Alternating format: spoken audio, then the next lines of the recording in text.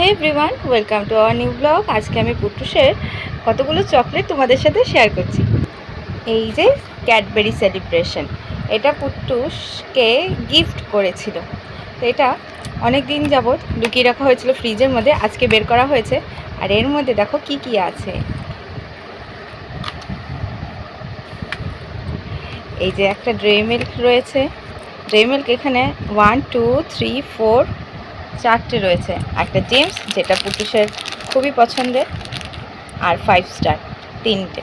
একটা 20 টাকা দামের যে ডেইরি মিল্ক, আর তিনটে হচ্ছে 10 টাকার ডেইরি মিল্ক রয়েছে, আর 10 টাকা করে 5 স্টার রয়েছে।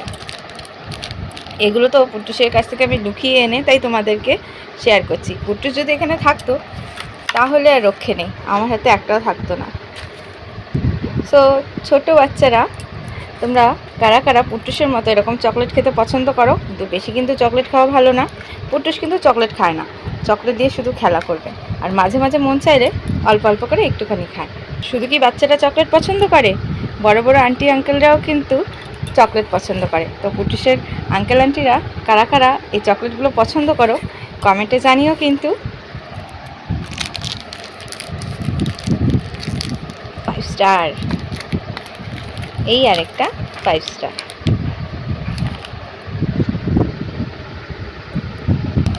আমি সুন্দর করে সাজিয়ে রেখেছিলাম, আর এইগুলো পুটুস নিয়ে ওর সাইকেলের ঝুড়িতে রেখে দিয়েছিল।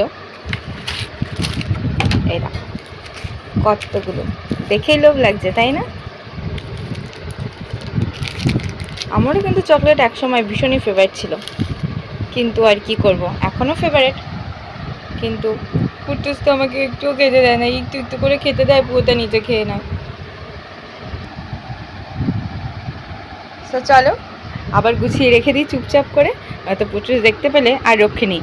আমার কাছ থেকে এগুলো ছিনিয়ে নিয়ে আবার সাইকেলের ঝুড়িতে করে নিয়ে গিয়ে আবার সোজা বাজারে চলে যাবে, বলবে কি মা বাজারে যাচ্ছি খাবার আনতে। চলো টাটা বাই বাই, আবার দেখা হবে পরের ভিডিওতে। টাটা।